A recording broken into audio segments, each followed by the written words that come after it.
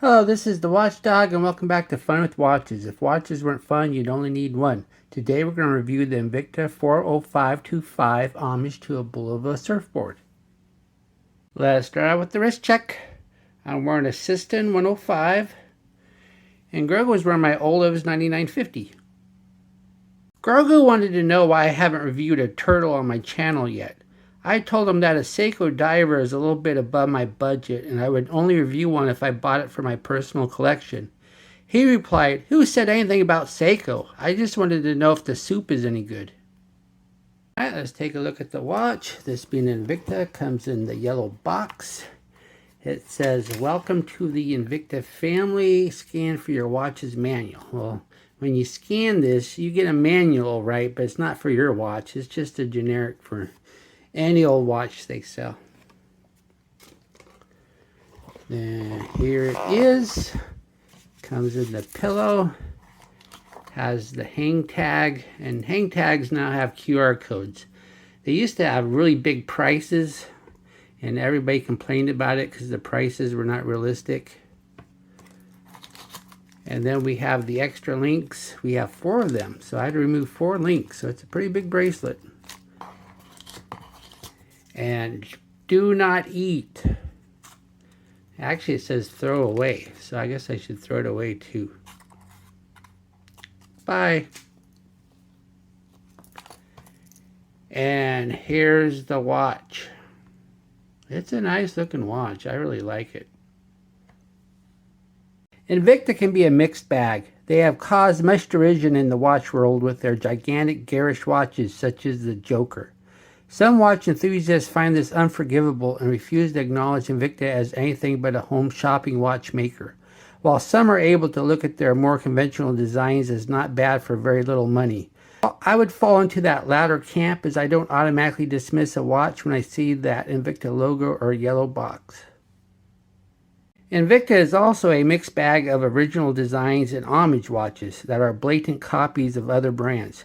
This 40525 is a dead ringer for a Bulova surfboard from the 70s. Bulova has released their own surfboard homages, and quartz models can be obtained in the $300 to $400 range. So the question becomes, why buy the compromised Invicta when the genuine article is not outrageous?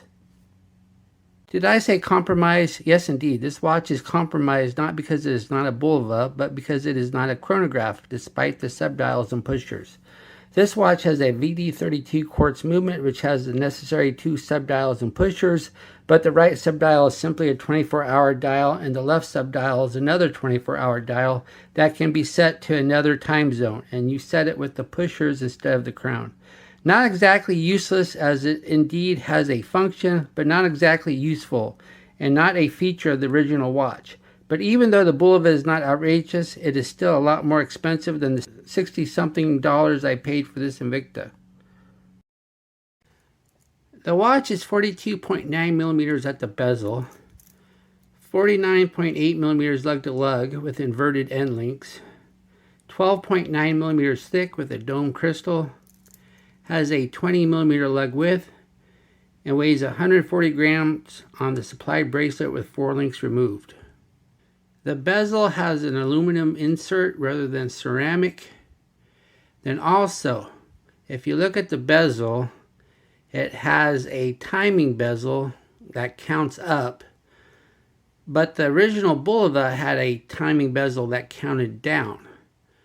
And so that is why the ascension phase is on the left side rather than the right side, because it was set for a countdown timer.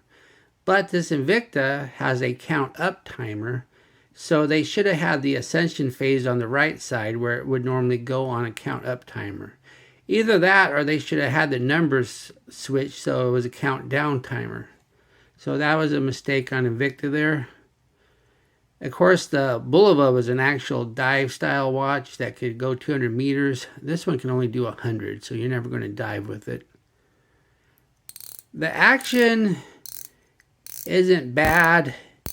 It's a little stiff, but I guess it's better to be a little stiff than too light, because at least you don't have to worry about knocking it out of place. The clicks are a little mushy, but there's not really any back play or anything. It seems to line up just fine. So I like the bezel.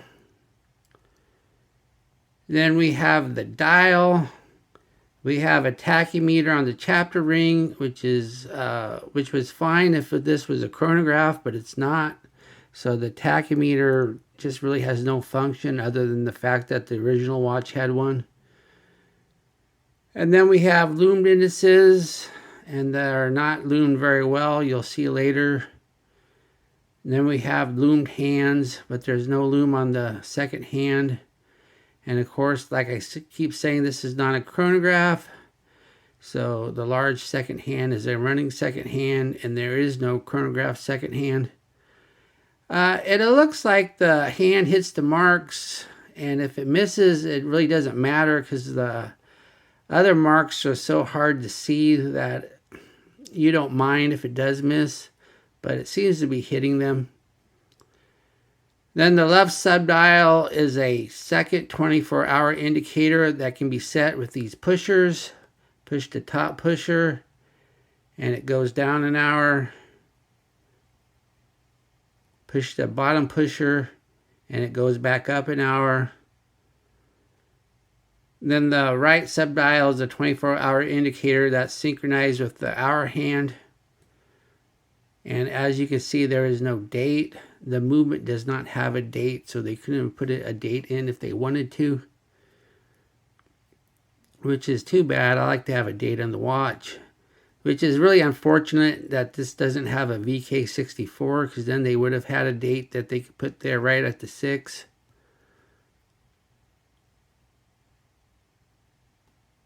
But it's a nice looking dial. Like I said, this is a very attractive watch, and I really like the looks of it. We have a sign crown, and it is not a screw down, it's a push pull, and it does hack. And there is no ghost date because this movement doesn't have a date. And once again, you only get 100 meters water resistance, so no point of a screw down anyway. And you don't get screw down pushers either. And once again, all the pushers do is control this left subdial. Then we have a domed flame fusion crystal. Flame fusion is what Invicta calls their hardened glass. I don't know how hard it is. I don't know if it's any better than Hardlex or not. I've never heard good things about Hardlex. I have never owned enough Seikos, though, to ever realize how bad it is or not. So I don't have any scratches on my watches yet. And I don't want to do a scratch test on any of them like I did with that Sterling watch that one time. But you never know. Maybe one of these days I'll buy a cheap Invicta on eBay and I'll see how hard it is to scratch. Then the case is solid steel. It's polished on the sides and the tops, but it's brushed on the bottoms. And I like the case. I like the shape of it. How the lugs curve down, but it's not a drastic curve, so the whole case kind of curves. Plus they keep the lug to lug fairly short for such a big watch. Then if we look at the case back, we have a race car, Monaco Speedway, all stainless steel, Invicta, water resistant 100 meters. So yes, this is a racing themed watch, which makes it too bad it's not a chronograph, because most racing themed watches are chronographs. So yes, with just a different movement, they could have fixed all that. So they're kind of rubbing it in your face that, haha, this is a race watch, but it really isn't. So I wish the case back would have been more conventional. And as you can see, it's a screw down because you do get 100 meters. Underneath the case back is the TMI VD32 movement. TMI, of course, is owned by Seiko, so this is a Seiko design. Like I said, this is a compromise movement. It's something you can use in a 2 subdial watch with chronograph pushers, but it's not actually a chronograph, so it's probably a lot cheaper. So not a fan of the movement. Then the bracelet, we have hollow end links and this beads of rice bracelet. The links are not fully articulating, but it's a very nice looking bracelet and there's not too much slop to it. And especially at the end links. A lot of cheaper watches, the end links are just horrible, but no, this one is just fine at the end links. And this has push pin adjusters, not screw pins. I've never really had an Invicta with screw pins, just doesn't seem common with them. Then we have the clasp. This being an Invicta, the clasp is not a push button, it's a friction. The trouble with Invicta friction clasps, sometimes they're really hard to pull. But it does have a safety fold over, but it's just pressed. And so is the upper, but it is signed. And it does have 4 holes of micro adjust, which is always nice. At least Invicta make sure you have enough micro adjust holes.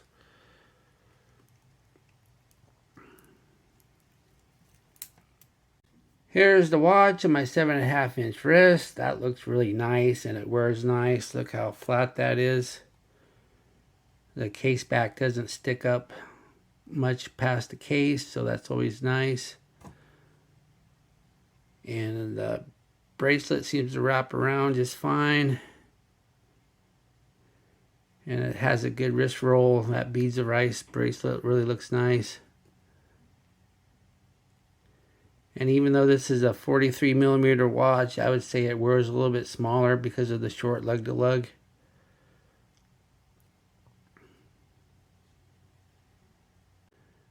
Also, like I said, I removed 4 links.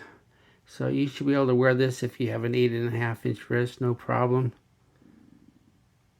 Plus I even moved it in 1 micro adjust so you could even push it out just a little bit more. Maybe actually do 8 3/4. Here we are in the Loom room. Not expecting much, as Loom never seems to be one of Invicta's priorities. If we speed up the time, everything is fading almost immediately. This is really bad Loom. What do I like about this watch? Well, I really like the looks. It's a very nice looking watch, very attractive. Plus, I really like the fit. It really fits me well. Doesn't seem to be too heavy for a big watch. And it sits nice and flat on the wrist. And the case back doesn't really stick out. Plus, I do like this solid steel case. I think it's designed nice and it helps it wear. It helps with the fit. And I like the fact that there's 4 holes of micro adjust so you can get a good fit. What are my gripes and groans? The Loom is garbage. Then my biggest gripe and groan is it's not a chronograph. The VD32 movement seems to be a compromised movement to give you that chronograph look, but not that chronograph functionality. And I've never been a fan of these Invicta friction clasps. I wish they would have push button. And they put the ascension phase on the left side, even though it's a count up timer, not a count down timer. So they should have either made it a count down timer or put the ascension phase on the right side. Do I recommend this watch? Well, I'm kind of torn. If this had a VK64 and was actually a chronograph, I would be shouting from the mountaintop what a great watch this is. But it is not a chronograph. It is technically a GMT watch that can track 2 time zones. If you're okay with not having a chronograph, then it really does look and wear nice. So I'm going to go ahead and recommend it because it made me happy wearing it. Well, thank you for watching my review of the Invicta 40525, and I will be back with another unboxing. I got 2 more things from AliExpress coming in, so I will be unboxing that next. Be sure and like and subscribe to my channel. Bye.